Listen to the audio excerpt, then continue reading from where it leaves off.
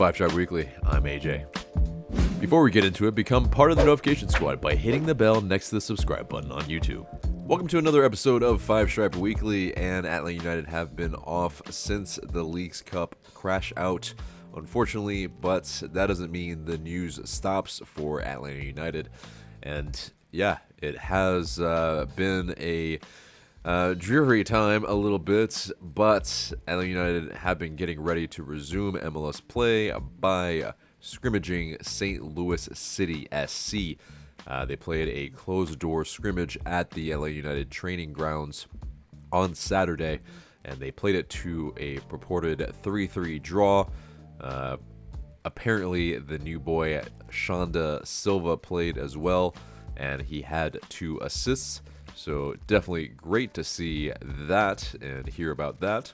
But yeah, not much else, unfortunately, is known about that closed-door scrimmage. But what seems to be a budding partnership a little bit in terms of at least Atl Utd and St. Louis City.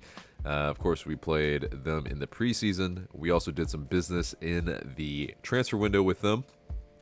We acquired a 2023 international roster spot from St. Louis City SC in exchange for $100,000 in 2024 GAM. So, yeah, they didn't obviously need the international roster spot, but we did for the new boys that have come in. And those new boys, of course, Saba Labjanidze, who's going to wear number 9, actually. And Shauyan Silva will wear number 16. And of course, last but not least, Jamal Tiare, he will wear number 29. But yeah, Atl Utd reportedly are hoping Saba Labjanidze will get here this week. And if he does, he will likely be available for Sunday. Yeah, the player has been staying fit in his home country, or at least pretty much where he's training, at least. Anyway, maybe in Turkey. But yeah, he's been rocking the Steph Curry, NBA jersey for, the Golden State Warriors. But yes, he has been getting it in, and looks like he's a bit ready for play this weekend if he can, to make a debut for Atl Utd. But Tiare, apparently, according to Doug Roberson, may be available next week. So not everybody quite yet, but of course, we only have about 10 games left, so Tiare might only be available for 9 games at this point. But anyway, so moving on from that, Atl Utd, the third kit has been leaked by Goody Mob, of all things. There was, of course, the allusion to, in the Cabbagetown Croc Street tunnel, that it could be maybe ATLians themed, Outcast themed. And Goody Mob apparently played this weekend, and they wore the kit, and they posted it on social media. So it's pretty much like a straight up reveal, essentially. But yeah, it's a bit divisive for a lot of people.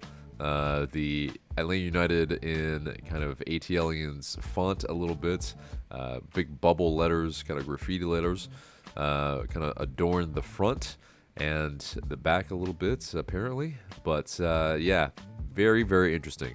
I am a huge fan of Outkast, as many of you might know. But yeah, this one's tough. I think it's growing on me. It's not an absolute banger, but I can see where they're going with this. But yeah, no, it's gonna take a little bit of accustoming, getting used to this. But yeah, I mean, you saw kind of a hip hop one for New York Red Bulls. I mean, of course, the Jimi Hendrix one for Seattle Sounders. That has kind of been the MO for MLS, is to marry some music culture and the kit a little bit together. So, I mean, yeah, the collab, I'm all for. The execution, the jury's still out. So, but what do you guys think? Let us know in the comments below. Really, yeah, I'm curious, man. But yeah, moving on to some transfer news. Atl United, they have permanently transferred Marcelino Moreno to Coritiba FC in Brazil.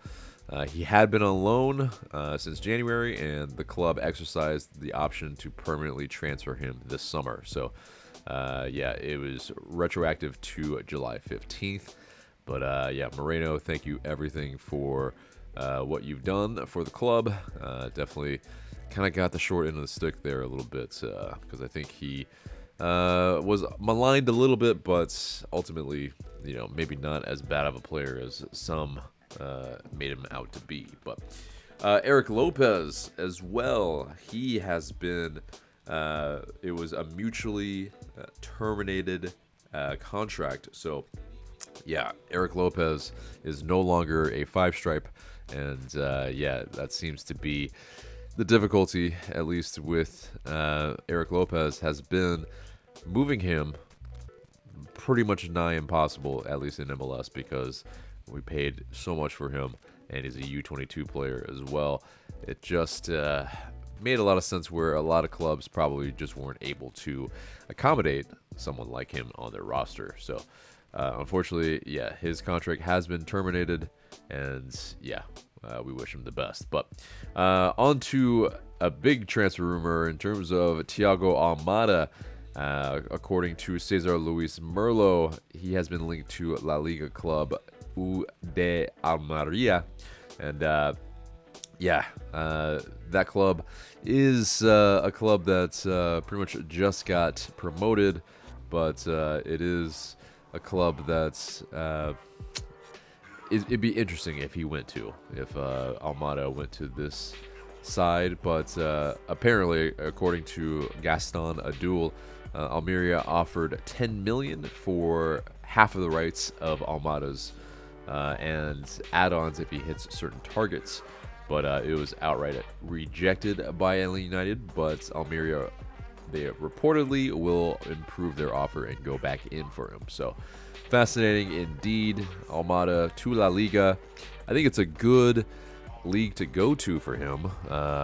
Now, the difficulty I see is maybe going to a relegation fodder type of club, because obviously, yeah, he probably wants to be able to be at a stable club that maybe doesn't have to, yeah, he doesn't have to have a relegation clause if they do get relegated. But Almada to Almeria, what do you guys think? Is that something that you think would happen?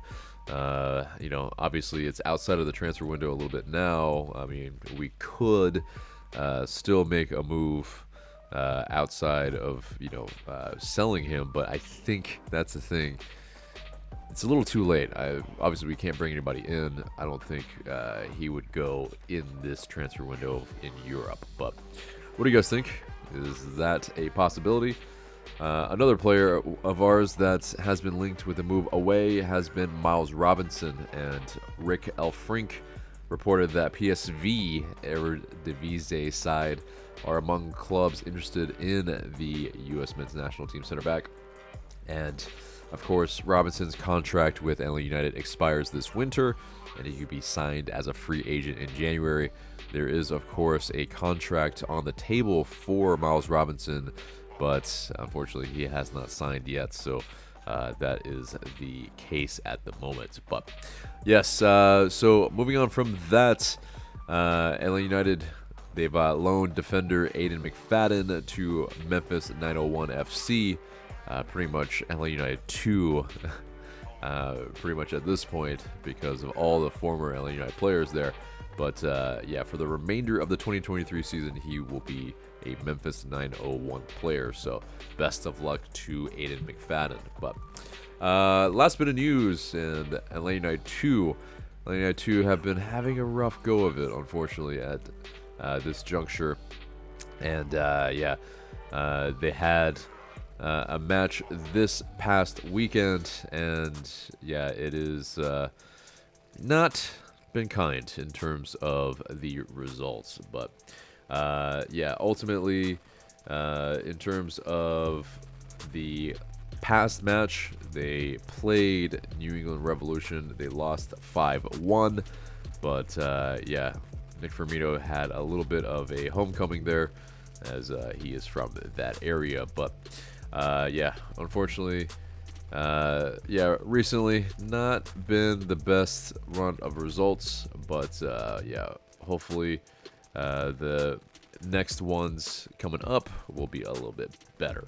But yeah, that pretty much does it for the news, and that gets us to the mailbag. And this week we're bringing it back, and yeah, we're yeah, gonna probably do some of these more often, and definitely there's some allusion to some future things that we will be doing with our Patreon and mailbag participants. Especially if you're a Patreon member, you will have your questions answered first. But just some teases to what we might be doing in the future for Patreon. But yes, in terms of the questions from the mailbag, and you guys send in these questions via IG story, please continue to do so, and we might answer your question in the future. But yeah, so first question comes from BeRealQ18. With the will the recent signings for Atlanta United bounce the team back from being low in the standings? I think yeah, the additions of Sean da Silva, of Saba Labzanidze, and Jamal Tiare, yeah, they're all in attack, obviously, and it's something that I think we needed some experience on the wings in backup striker. Yeah, we've looked a little bit toothless at times, and so it is something that I think with some of the players that are kind of underperforming, and Derek Etienne Jr., sort of kind of unknown quantity in Edwin Mosquera, I think having some guys that are a little bit more, I guess, worldly in terms of their experience will help. So I think we'll receive a little bit of a bounce here. Yeah, hopefully, yeah, we'll be a little bit more of a fortress at home. But yeah, and similarly, Matteo Andante, which of the new signings will have the most impact in the remaining games this season? I think if you bring in a designated player in Saba Labzanidze, I would think that he would be the player that's, yeah, you put most stock in probably being able to make the biggest impact. And of course, yeah, there's the sights of him maybe being bought down, but still, at this juncture, he is a DP. So Labzanidze, I think, is the player that you'd expect more from. And so hopefully he can make that bigger impact that we do need. But next question comes from I Mike Coleman. With Atlanta United no longer the hot team in the MLS, what does the team need to do to be relevant? That's a big question, obviously, and yeah, much higher pay grade of people are paid to figure that out. Obviously, in terms of Garth Lagerwey, he is the man to be able to do that. But I think building trust back with the fans, because I think that's the biggest thing. There's been a lot of trust lost recently, and I think it leads perfectly into our next question, which is also from I Mike Coleman. How does Boca still have a gig? Yeah, that's a very good question, because yeah, there's been a lot where he's let a lot to be desired, a bit for sure, but I think ultimately, you know, he's just a guy who's got a really long leash somehow, and yeah, you know, it's I don't know if he knows some secrets from Arthur Blank.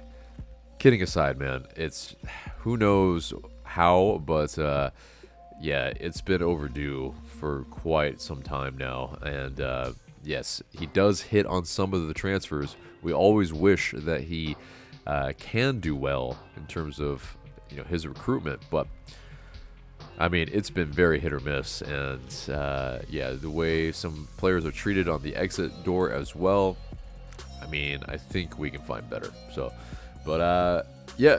Next question.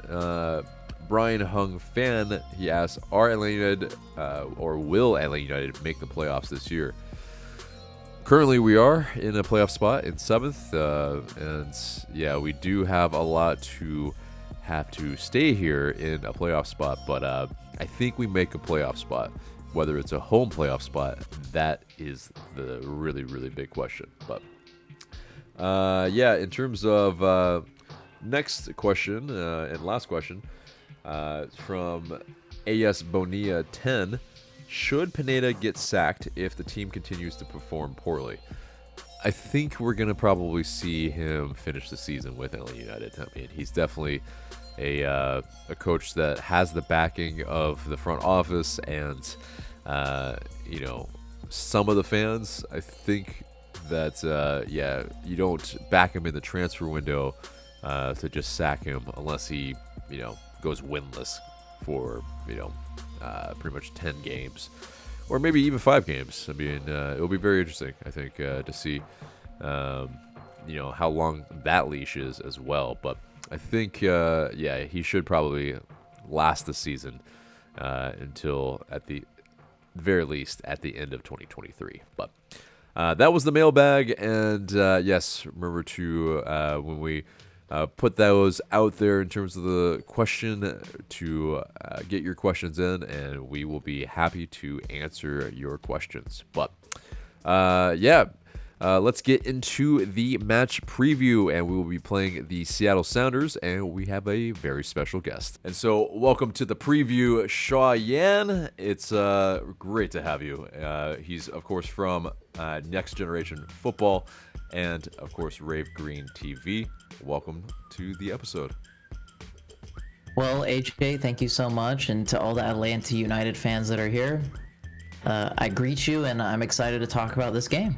Indeed, indeed. So, yeah, Seattle Sounders on Sunday. It's going to be a tough one. Yeah, us on the road. It is dire normally, but there are some encouraging signs from Seattle Sounders that might bode well for this match, make it more competitive than we actually thought. But yeah, I mean, in terms of your feelings before this game, what are you feeling? Yeah, so recently, Atlanta United and Seattle's kind of, I mean, obviously both of us are on the other sides of the conferences, so we don't really play that often, but there's a lot of similarities between these two teams, especially, I mean, we're both teams that in our expansion seasons, I mean, had a great fan base going into it and just really hit the ground running. And going into this match, the last time these two teams met, Atlanta got their first ever win against Seattle. Big shout out to Gutman. I was at that match, and Gutman gooted the Sounders. I mean, no pun intended, but he did it. And Gonzalo Pineda, I mean, technically, he's undefeated against the Sounders in his tenure with Atlanta United as a former Sounders player and assistant coach. Going into this match, I'm a little worried. I know Atlanta United and Seattle, in my eyes, kind of are in a similar spot in the conference. I know the West is has fallen a little bit short compared to the East. The East, definitely, there's a lot more teams on the top. There's a bit of a gap, but in the West, it's a lot more condenser. And going into this match, I mean, just like for you guys, it's a must-win for us. I mean, we have 4 wins in 18 matches. We have been struggling quite a bit. We both had terrible Leagues Cup campaigns. I think Seattle's worse than Atlanta's, not by a lot, but just marginally, because at least Atlanta had a shot in penalties. Seattle didn't even get that close. And so going into this match, it has to be 3 points. Do I think we'll get 3 points? I'm kind of 50-50 on it, and I don't know. I'm not very confident going into this match. Yeah, we'll get there in terms of the score prediction, but I mean, definitely, that's yeah. You talked us up a little bit more, which I appreciate that. Check out our version on Shauyan's channel, of course, as well. We kind of talk up Seattle a little bit too, because yeah, we both kind of feel a certain way, I think, about our clubs right now. They're not in the best form, and yeah, it's the business end of the season. 10 games left for us. How many games do you guys have left? I believe 10 games as well. Yeah, so yeah, not a lot of games to really do a lot. Really just hold place, probably. And yeah, so it's going to be a battle for sure at Lumen Field. But I think what's going to be interesting is I think the danger man for you guys might be a little bit different from what I would say, but who would you say you have faith in to at least maybe, do some things against us, whether it's scoring or at least bossing the game? When I think about players that have made a difference for us this season, there hasn't been many. Obviously, Jordan Moore's had a purple patch early on in the season. Defensively, honestly, I think it might be our defense, but, one guy that scored maybe one of the best goals and the only win I believe Seattle has against Atlanta United is Raul Ruiz-Diaz, and he has not kicked on well so far this season. He's already suffered 2 injuries, has been out for majority of this season, only has I think 3 to 4 goals, but he does sometimes come up in the big games, and maybe, hey, this could be the opportunity where he makes something happen. I mean, maybe as well Liao Chu, he's been a guy that's been on form, at least out of all of our players, he's been the most consistent. I don't think he's necessarily our best player. I still think that's Stefan Fry, but offensively he's been our most consistent, getting goals, getting more assists than goals, and so I'd say it's between, I'll give it to Ruiz-Diaz, but I think Liao Chu might be the main guy and the main danger man for Atlanta United in this match. But if you do shut out Liao Chu, which teams have fairly somewhat easily done, and Ruiz-Diaz, I mean, hasn't been the same guy, I think Atlanta United shouldn't have much issues locking this offense down for Seattle, because it has not been that inspiring this season. Yeah, I mean, we do have someone that is a pretty big inspiration in Thiago Almada, but beyond him, Yorgos Giacomakis, of course, has 10 goals in 17 games, but the issue is he hasn't scored recently. He kind of needs a little bit of a kind of confidence boost a bit, and so I mean, unfortunately, it seems like I wouldn't be surprised if he scores in this game. I mean, if he needs confidence, Seattle's the team that gives teams confidence this season. Yeah, I mean, it seems that way. You were saying in your episode which teams kind of have felt a little bit of a boost from you guys. Austin FC.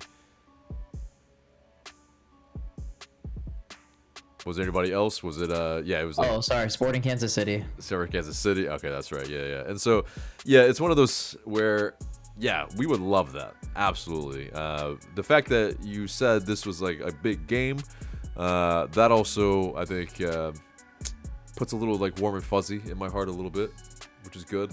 But do I honestly feel like this is a big game? Man, I don't know.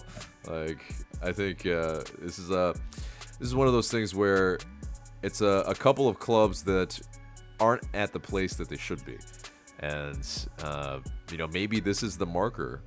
This is like that match that can be that whatever word, that boost, that run up to really do well in the latter half of the season. So it will be a scalp for us if we can do that, because on the road, like I said, it's dire. So there's not confidence from both ends, it seems. But I think we should definitely at least know kind of like what's the attack for you guys in terms of like, in your starting 11. Like, do you feel like the guys that are going to start are going to be, someone that can make a difference? Because Ruiz-Diaz, obviously, you said he's been in and out injured. Like, do you think he's even going to start? Yeah, I think we're going to see... I would honestly guess, look at Seattle's last 2 Leagues Cup games against Real Salt Lake and Monterrey. We're probably going to play pretty much the exact same lineup. I mean, I can probably name you guys the lineup that Seattle will play. It'll probably be Stefan Fry in goal, Yamar, Jackson Reagan as the 2 center backs, Alex Roldan right back, Nuhu left back, Obed Vargas, João Paulo at DM, or maybe Rusnak at DM. Either Rusnak at the 10 or Nico at the 10, and then Boris out right, Liao Chu out left, and then Ruiz-Diaz up top. I mean, there just isn't any other options for the Sounders in this lineup. I mean, our squad outside of our starting 11, the drop off is insane, and we just know Brian's not going to play any different formation. He hasn't pretty much all season, and I don't think it's going to change in this game, especially playing at home. I think he wants to be on the emphasis on the attack, so I think we're probably going to see something somewhat like that, pretty much like our Leagues Cup lineups. And that's really fascinating that you guys will, try to be on the attack. I think, obviously Gonzalo Pineda, having been a former assistant coach, he knows probably you guys' tactics pretty well, I would assume. And at least it'll be a little bit different this season. Obviously, he can tell that it's a little bit depressed in terms of the attack, but he'll still know probably the tendencies of you guys as players. And for us, I mean, I think it'll be fascinating if we continue with our 3-man back line that we have been. In which case, I mean, I don't know if we need that many center backs for Raul Rui Diaz, honestly. I mean, Jordan Morris, I mean, if he does play, that might be something that, that tandem for you guys, you're not really sold, right? I mean, it's like them two haven't really been they've been a little toothless, one could say, but I would say it's more of Liao Chu to Jordan Morris. We've seen a little bit of a connection there, but it's not very I mean, it was very hot in the beginning of the season. When you think about the game against Sporting Kansas City, Liao Chu got 3 assists, Jordan Morris got 4 goals. And, it kind of was like 1 goal, 1 assist in like another game later, and then kind of just started petering out as time went on. And we did see it in the game against Monterrey. I mean, Liao Chu steals the ball, plays it to Jordan Morris. I mean, it could still be there, but it's not been consistent, so I couldn't tell you for sure if it's going to happen or not. Yeah. So a little bit maybe where the league found you guys out a little bit, but I mean, still, it I think if anything, then that I think reassures a little bit for me, Gonzalo Pineda, that okay, he's got at least maybe that knowledge of that. But I think he's also one that's stuck in his ways, just like Smetzer. So I think he's probably going to go with a 3-man back line, even though it might be a little useless, maybe needless, possibly. But, I think it's going to be Robinson. It's going to be Abram. It's going to be Purata in that back line there. Lennon and Wiley as the wing backs. And then the 2-man midfield of probably Sadic and Almada with Yorgos Giacomakis up top. And on the wings, that's probably the question. Who's going to start? We have some new boys. Sean da Silva could be making his debut against you guys. And who doesn't love a debut goal? So we would love that. I won't like a debut goal. I don't want to see one. For sure. But every Atlanta United fan, I'm sure, would love that. And then, that winger on the right probably will be... it could be a number of players, but it kind of depends on what we need. And it would kind of depend, I think, on how we are wanting to play here if we're trying to impose ourselves, which that's usually been the problem. Pineda's tried to impose himself on the road, and it's just not a good idea. And so I think Machop Chol might be someone that could help things and kind of playing along a little bit with Yorgos Giacomakis as well. Kind of 2 targets to hit, but we'll see, of course. But yes, the score prediction, I think, is the key here. Shauyan, what do you think? As much as Giacomakis hasn't been kind of firing for you guys, he still scares me. I remember when you guys made that signing, buying the big Greek striker from Celtic. I was like, this is a very ambitious signing from Atl Utd, and obviously he hit the ground running. Recently he's been on a small dry spell, but him, Thiago Almada, I said it in my preview, don't give away any silly free kicks, because we've seen it this season. Don't give away any silly set pieces, because Thiago Almada will punish you for that. And as well, I mean, your guys' wing backs, Wiley, Lennon, I mean, they can be lethal. They could be sometimes arguably your guys' best offensive outlets is the wing back. So, I don't think necessarily playing 3-back is more so for Gonzo Pineda to play more defensively, but overload Seattle on those wings, having more options, getting more fouls, getting more set pieces. And that's playing to your guys' team strengths from my eyes. Again, I don't watch every single Atlanta United game, but there has been some things I've been impressed with you guys about. Obviously, I think our seasons have been kind of similar. I think both of us would take a draw, but I don't think I'd even be satisfied with a draw. I think both of us, Atlanta and Seattle, we desperately need a win. We're both going to be fighting for a higher spot in the playoffs, or maybe even a playoff spot, because don't let 4th place fool you with Seattle. I think they're only like 3 points off of being in like 7th place. So easily 1 or 2 more losses, we slide right down to the standings. And for Atlanta, it's kind of a dogfight for those like 4th to 8th place spots. I mean, I'd maybe say 7th. So, score prediction for me, I want to be positive.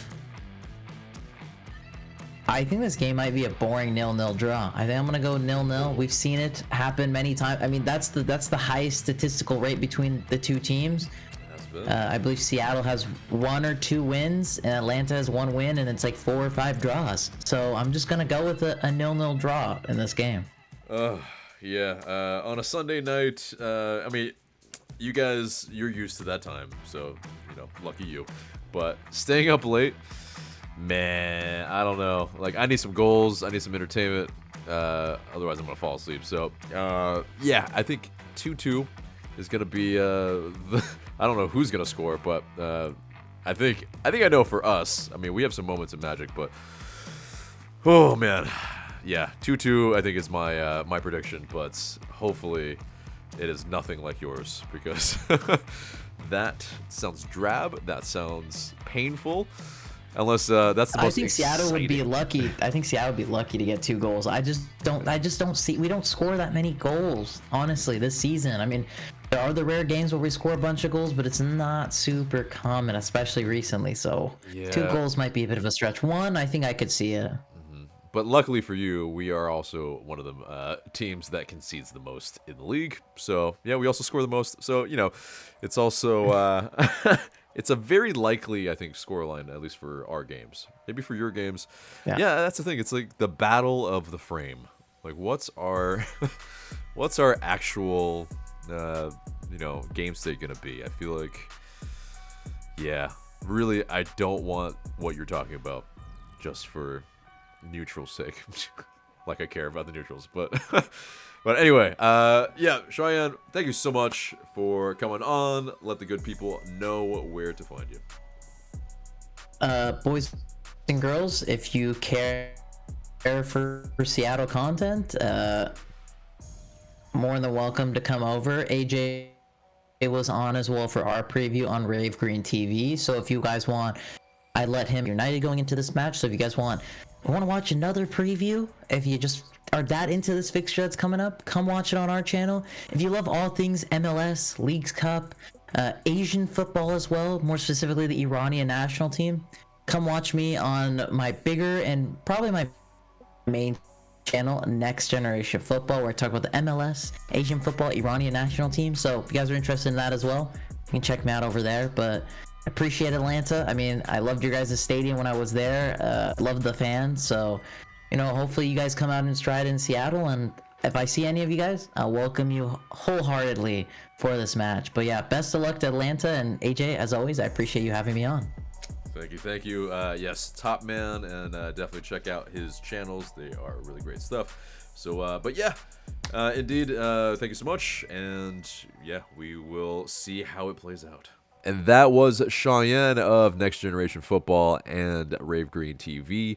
And yeah, correction that I want to put into my lineup. I think Muyumba starts over Chol. So Almada might be kind of the guy maybe on the wing, or kind of up top in a 2. But it'll be very interesting to see where some of the new boys play. If it's Silva and Almada on the wings, kind of just roaming and not really having a specific spot, I think that would be very, very interesting. Or if we eschew the 3-man back line completely, but we will find out.